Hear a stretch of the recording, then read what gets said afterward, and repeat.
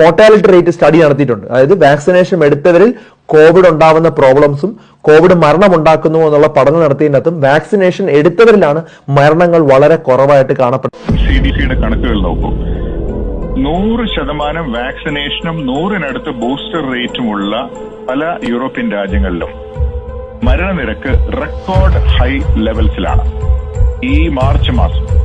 അതായത് Omicron wave വന്നു പോയി എന്ന് വിശ്വസിച്ച പല രാജ്യങ്ങളും ബൂസ്റ്ററും മറ്റ് ലോകത്തെ ഏറ്റവും വില കൂടിയ വാക്സിനുകളും എല്ലാം എടുത്ത സമൂഹത്തിന്റെ കാര്യമാണ് ഞാൻ ഈ പറയുന്നത്. ഇതൊന്നും ഇവിടെയുള്ളവർ അറിയുന്നില്ല.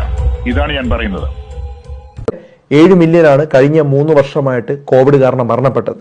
അപ്പൊ അത് തടയാനായിട്ട് പറ്റിയതിൽ ഏറ്റവും പ്രധാനപ്പെട്ട ഒരു പങ്ക് വഹിച്ചത് വാക്സിൻ തന്നെയാണ്. മറ്റൊരു പ്രധാനപ്പെട്ട കാര്യം മരണനിരക്ക് സംബന്ധിച്ചുള്ളതാണ്. രാജ്യത്ത് നിലവിൽ 3ാം തരംഗത്തിൽ റിപ്പോർട്ട് ചെയ്ത 60%, അതായത് ഈ കോവിഡ് മരണവും 2 ഡോസ് വാക്സിൻ സ്വീകരിച്ചവരാണ് എന്നുള്ള കണക്കുകളാണ് ആരോഗ്യ മന്ത്രാലയം ഇന്ന് പുറത്തുവിട്ടിട്ടുള്ളത്.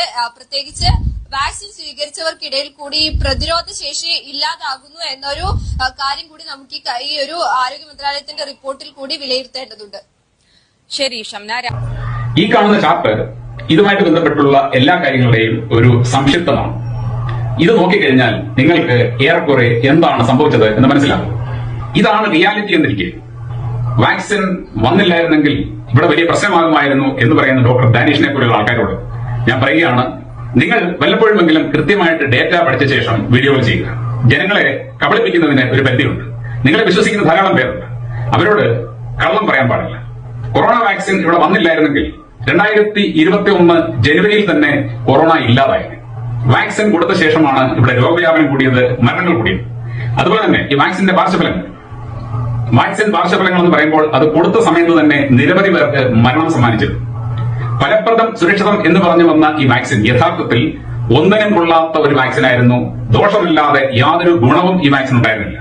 ഈ വാക്സിൻ എടുത്തു കഴിഞ്ഞാൽ ശരി രോഗം വരും. രോഗം വന്ന വ്യക്തിയിൽ നിന്നും അത് മറ്റൊരു വ്യക്തിക്ക് പടർന്നു പിടിക്കും. ഇത് ഔദ്യോഗികമായിട്ട് NCDC അക്സെപ്റ്റ് ചെയ്ത കാര്യമാണ്. WHO അക്സെപ്റ്റ് ചെയ്ത കാര്യമാണ്. എന്ന് പറഞ്ഞാൽ ഗുണമില്ലാത്ത ഒരു വാക്സിൻ എടുത്തു കഴിഞ്ഞാൽ രോഗം വരുമെന്നുണ്ടെങ്കിൽ എന്ത് പ്രയോജനം? അതുപോലെ തന്നെ വാക്സിൻ എടുത്തിട്ട് മരണം സംഭവിക്കുക, രോഗം വരാതിരിക്കാൻ വേണ്ടി വാക്സിൻ എടുത്ത് അതുമൂലം തന്നെ മരിക്കുക. ഇപ്പോൾ ഞാൻ കാണിക്കുന്ന ഈ മരണങ്ങൾ കൊറോണ വാക്സിൻ കൊടുത്ത സമയത്ത് മരണപ്പെട്ടു പോയ ചില ഹിതഭാഗ്യരുടെ ചിത്രങ്ങളാണ്. നിങ്ങൾ ആലോചിച്ച് നോക്കണം. ഒരു സർക്കാരിനെയും വൈദ്യശാസ്ത്രത്തെയും വിശ്വസിച്ച് ഈ പാവങ്ങൾ പോയി ഈ വാക്സിൻ എടുത്തു, അതുമൂലം അവർ മരണപ്പെട്ടു.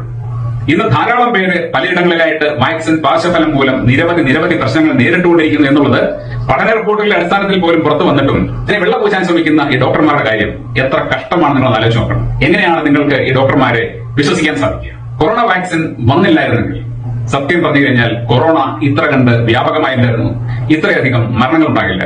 നിങ്ങളുടെ മുമ്പിൽ നിന്ന ഈ കണക്കുകൾ നിങ്ങൾ ശരിയായിട്ട് നോക്കുക, ഗ്രാഫുകൾ നോക്കുക, എന്താണ് സംഭവിച്ചതെന്ന് അതിൽ നിന്ന് മനസ്സിലാക്കുക. Thank you.